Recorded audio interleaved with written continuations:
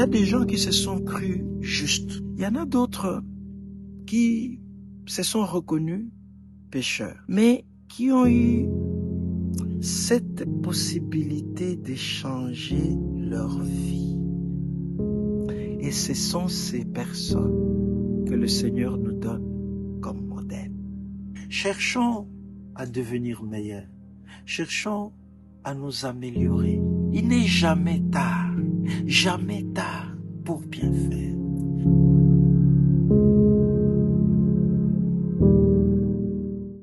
Alors, mes frères et mes sœurs, vous tous et vous toutes qui me suivez en ce moment, je vous adresse un salut fraternel. Et ce salut vient de loin.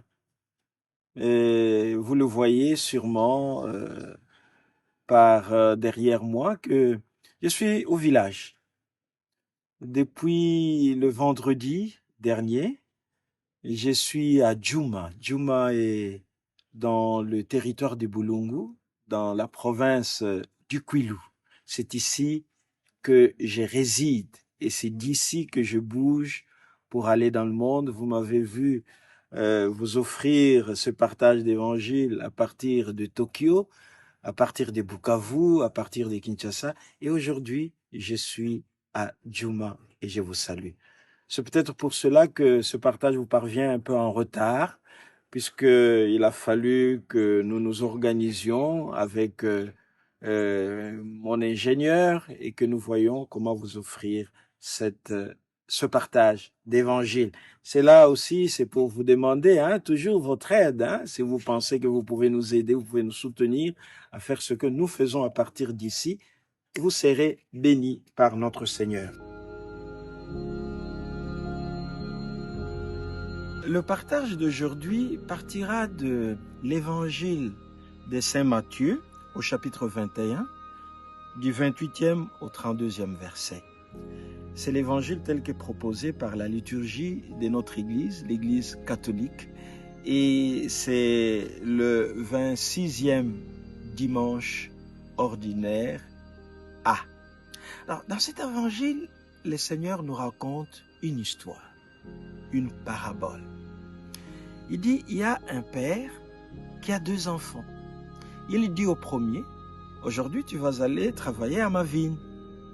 Et lui dit, non, je n'irai pas. Mais après, il y va.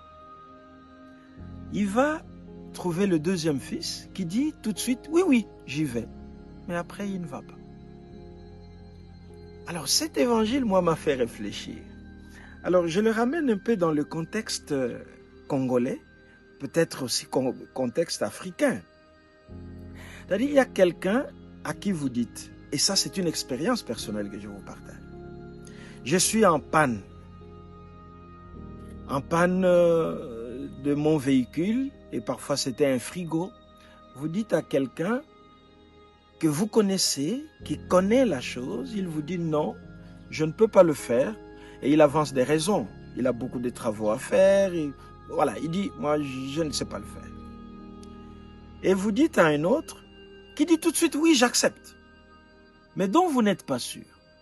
Il accepte, il prend votre véhicule, il prend votre frigo, il commence à l'ouvrir, et après il est bloqué. Alors celui qui a dit qu'il ne pouvait pas, il vient, et il trouve que mais c'est foutu. Et il accepte finalement maintenant de prendre le moteur, de prendre Alors il l'arrange très bien. En fait, le Seigneur dans la parabole nous dit, d'après vous, qui a agi bien? Est-ce celui qui a dit non et qui vient faire, ou celui qui a dit oui et qui ne le fait pas? Voilà, le Seigneur nous parle toujours en parabole. Alors, lequel de deux, d'après vous, a bien agi? Est-ce celui qui a dit oui et il ne le fait pas, ou celui qui a dit non, il le fait? D'après vous, si vous avez une opinion, vous me la dites, nous pouvons partager. Vous savez, La parole de Dieu, c'est la parole qui est vivante, qui est dynamique. Nous pouvons toujours donner des avis. Et vous pouvez même proposer vous-même une autre parabole. Peut-être que vous avez vécu des expériences comme ça. Hein, peut-être que vous avez vécu des expériences dans votre vie, hein, entre deux personnes. Peut-être que vous avez été victime. Peut-être que, voilà, et la parole de Dieu doit se vivre dans l'aujourd'hui. Ce n'est pas quelque chose qui s'est passé hier. C'est vrai, ça s'est passé il y a plus de 2000 ans. Mais aujourd'hui, cette parole s'adresse à nous, aujourd'hui. Vous vous rappelez que les dimanches passés, le partage qui a précédé celui-ci, parlait de ces hommes que le Seigneur a pris, qui étaient des chômeurs. Il s'est entendu avec chacun d'eux sur le montant qu'il devait leur payer. Et après, ceux qui ont travaillé avant pensaient qu'ils devaient gagner plus.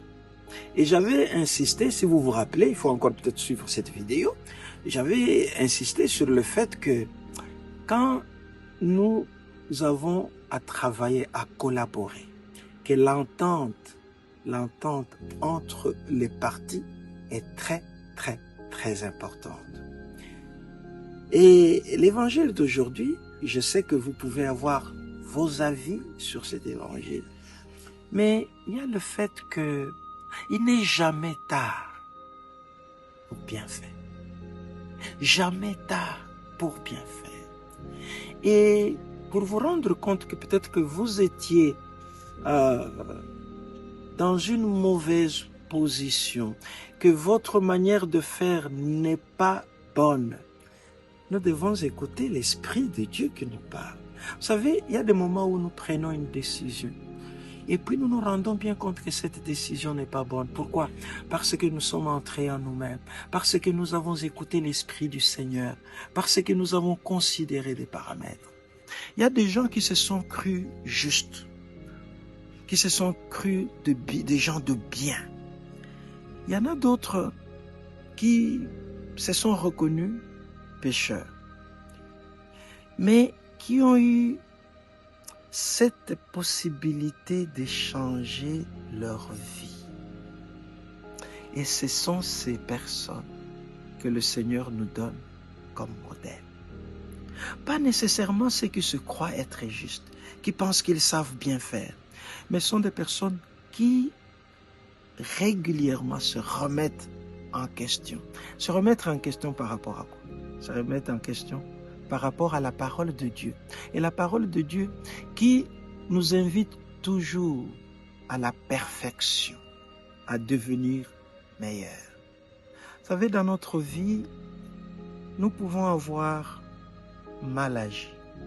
Nous pouvons, dans notre métier même, nous ne sommes pas excellents dès le début, mais nous avons toujours la possibilité de nous améliorer et de devenir meilleurs. Je vous dis, mes frères, ça c'est mon expérience, hein?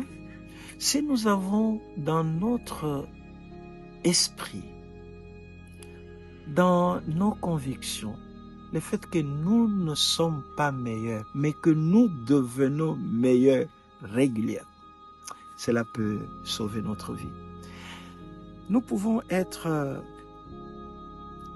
bons dans un domaine donné. Ça peut être la technique, ça peut être, vous êtes maçon, vous êtes ingénieur, vous êtes, vous faites quelque chose dans votre vie. Mais il y a toujours la possibilité de vous améliorer. Ce désir de chercher à être meilleur tous les jours de votre vie vous rendra efficace. Et je pense que nous en avons besoin dans notre pays. Nous en avons besoin en Afrique, où chaque jour nous pouvons apprendre pour devenir meilleurs. Meilleurs non seulement dans nos relations avec nos frères, dans nos relations avec Dieu, mais meilleurs dans ce que nous faisons comme travail, comme métier. Cherchons à devenir meilleurs. Cherchons à nous améliorer. Cherchons à être excellents. Et l'excellence parfaite, c'est notre conversion, c'est-à-dire ressembler au Seigneur qui est parfait, qui est saint et qui nous invite à la perfection et à la sainteté.